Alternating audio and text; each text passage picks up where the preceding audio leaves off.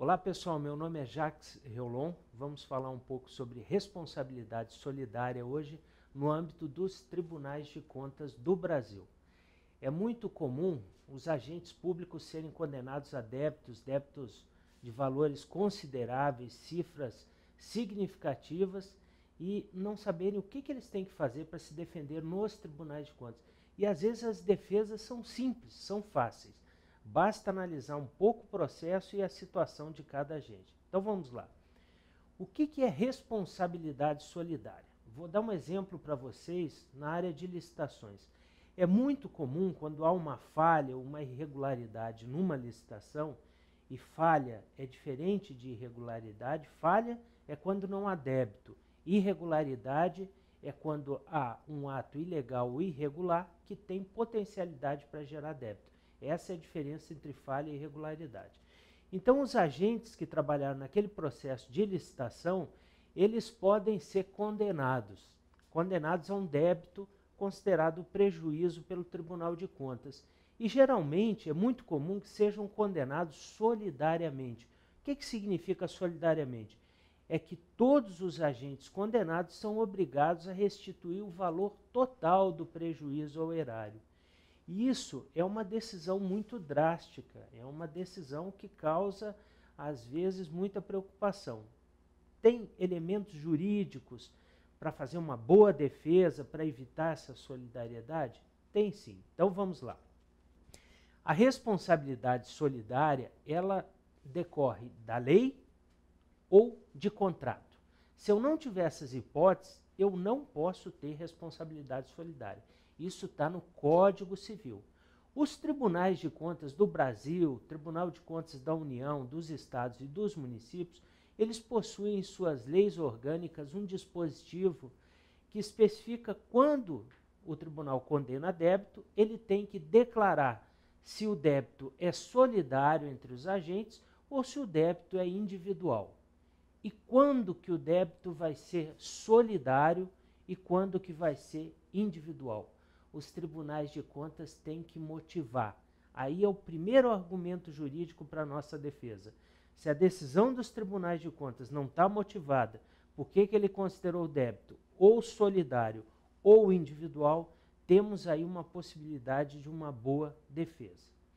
A segunda questão realmente ocorre quando o agente não pratica o ato considerado a falha ou a irregularidade, mas ele é condenado ao débito por culpa em eligendo ou culpa em vigilando, ou seja, quando foi o ato de um subordinado seu.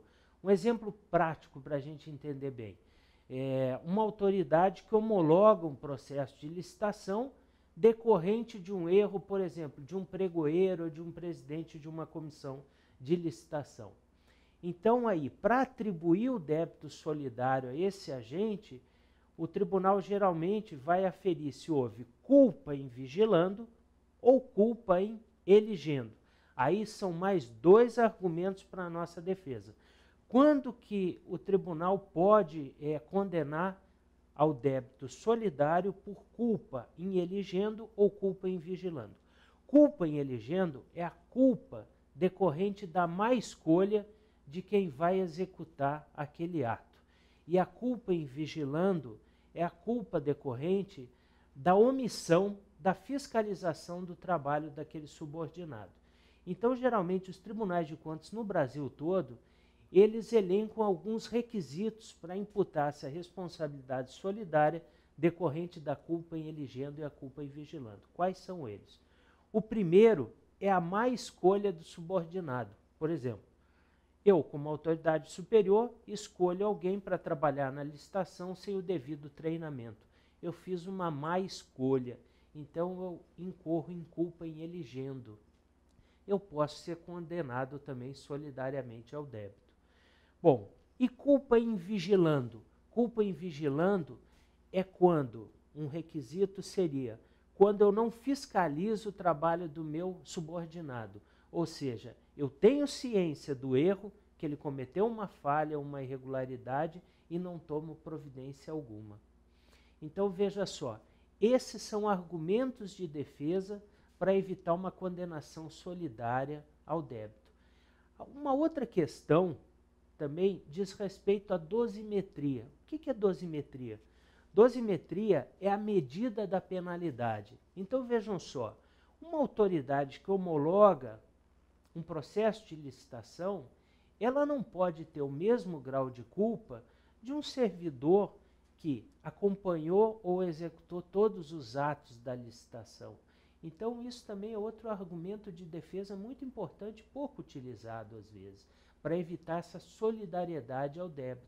Às vezes, o processo de licitação tem uma aparência de legalidade, uma robustez tal, que fica difícil decidir se a autoridade que homologou tinha ciência de alguma falha. Às vezes as falhas são imperceptíveis, né?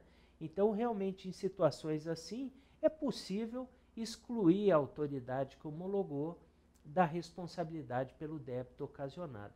Então, vejam só, responsabilidade solidária. Geralmente é muito comum haver esse tipo de condenação, mas há muitos argumentos de defesa aí para evitar essa decisão que é tão drástica na vida dos servidores. Então era isso aí, pessoal, era falar um pouquinho de responsabilidades solidárias e passar para vocês ideias de alguns argumentos jurídicos importantes na defesa que pode ser utilizado, e não só em tribunais de contas, também no judiciário e na esfera administrativa. É isso aí, até o próximo, obrigado.